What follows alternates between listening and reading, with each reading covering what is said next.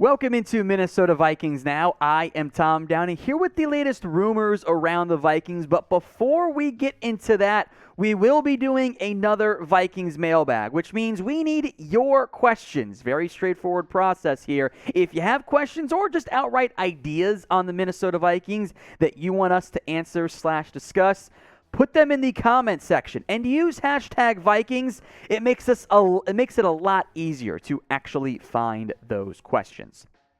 Let's talk Kyle Rudolph now, as he has expressed interest in returning to the Minnesota Vikings this year, which maybe isn't a huge surprise as we'll break down.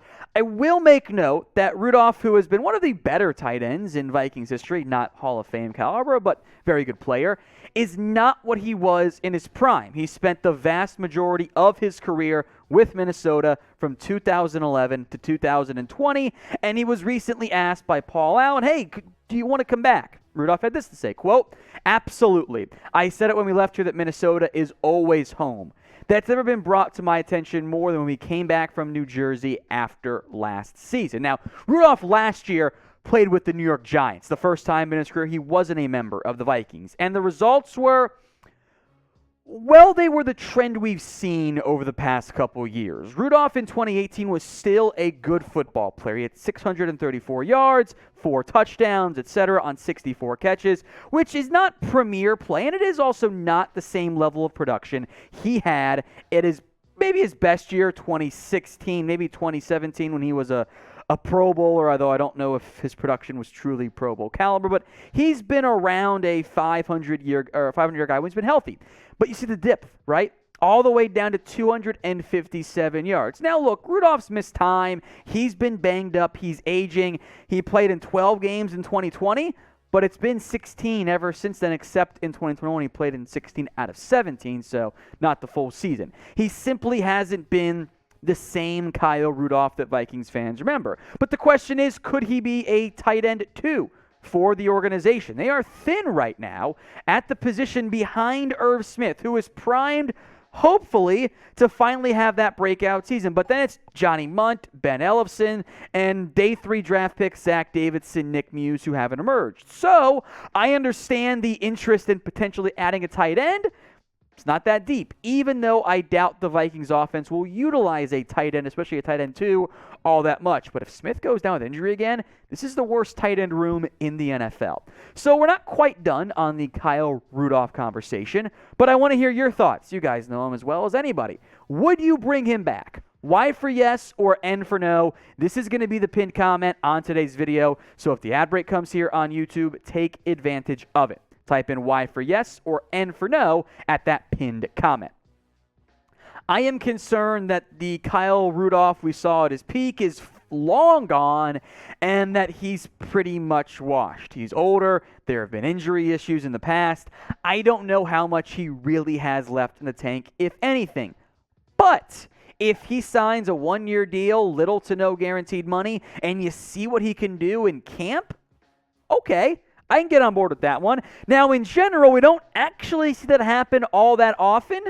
Typically, players seem to want a little bit more guarantees, which I get since training camp is fairly grueling. But if he's cheap, sure, bring him in. See what he's got left in the tank, right? Just remember to keep those expectations low, because I am uncertain just how much there really is left in the tank for Kyle Rudolph. Speaking of, let's call them what they are, washed-up players, Le'Veon Bell and Adrian Peterson, the Vikings legend himself, are going to have an exhibition boxing match at the end of July, almost a month exactly from now. Here's the tale of the tape, with Bell, by the way, being the betting favorite. Bell is younger. They both have the same height. Peterson's a little bit lighter. Bell's heavier, 225 versus 220. Listed weights, program weights, by the way, so always keep that one in mind. The reach is 33.75 in favor. That's inches of Peterson. Hand size, slightly in favor of Lev Bell. When these things happen, I just wonder why. It's a boxing match. I guess that's kind of like the popular thing to an extent, but kind of feels a little bit like desperation, like maybe the money isn't quite what those two had planned it was going to be between Peterson and Bell in terms of their savings. They'll make a nice little chunk of change, so I get it. Who do you think wins the boxing match? Is it Lev Bell? Type in LB.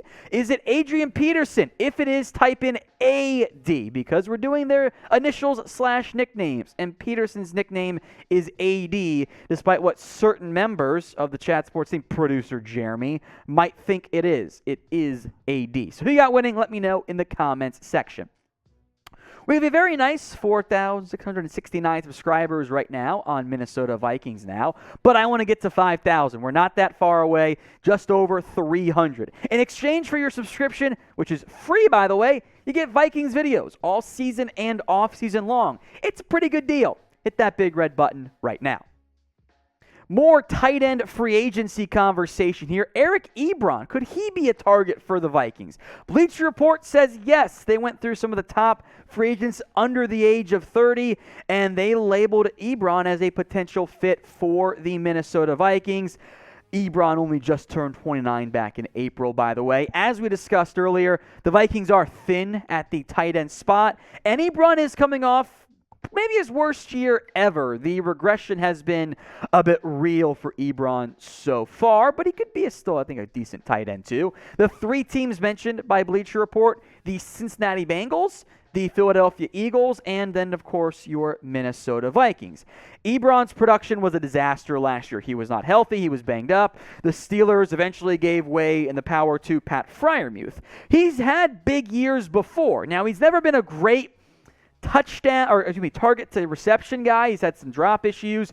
2018 was an incredible year. You're not going to get that. Frankly, I think a reasonable expectation might be his 2019 campaign. 31 grabs, 375, 3 scores, which is better than what Kyle Rudolph did last year. So of these two tight end options, who would you rather have on the Vikings? Type in KR for Kyle Rudolph or EE for Eric Ebron. Voice your opinions for me in the comments right now. ESPN named one surprise standout at off-season workouts, in a good way, of course. Their selection, Brian Asamoah, the linebacker, second-round pick out of Oklahoma, who I am very intrigued by in terms of what type of impact he's able to make for this organization. Third-round pick, my bad. He was 66 overall. I get confused sometimes. Third-round pick out of Oklahoma. His path to playing time is a little bit tricky. They have some depth at the linebacker position with the starters in talent, I should say, and Jordan Hicks and Eric Kendricks. But long-term, the Vikings have established as a top 70 pick, this is going to be a key part of their defense.